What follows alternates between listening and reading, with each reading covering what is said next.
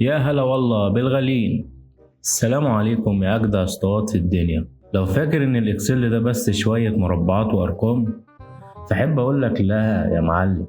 امال ازاي بس؟ ما انا هقول لك ازاي. ده سلاح فتاك في إيد اللي يعرف يستخدمه. ازاي يا جدع؟ الله العظيم مالكش حق. ازاي؟ أنا أحمد السيد، وجاي أعلمك إزاي تمسك الإكسل من قفاه وتخليه يشتغل عندك. بس يا حبيبي خلاص بقى، يلا ينفع كده الكلام ده؟ معلش يا حبيبي يلا. من أول ما نجمع ونطرح لحد المعادلات اللي تخلي مديرك يقولك الله اكبر عليك! ايه الحلاوه دي؟ ايه الحلاوه دي؟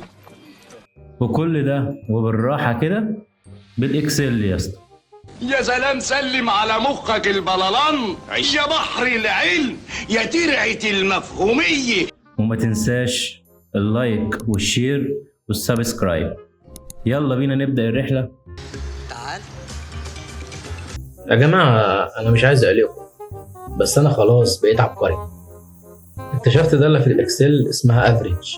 بتعمل إيه بقى الدالة دي؟ ببساطة بتجيب المتوسط، يعني بدل ما تقعد تجمع الأرقام وتقسمها، لا يا معلم، هنكتب بس بيساوي افريج 1 2 3 4 5 وأقول له انتر. وفجأة الإكسل يقول لك المتوسط هو 3. مش بس كده، ده ممكن نجربها مع مجموعة بيانات. مثلا لو أنا عايز أجيب متوسط السعر، أجي هنا وبدل ما أكتبها ممكن أجيبها من هنا وأقول له أفريج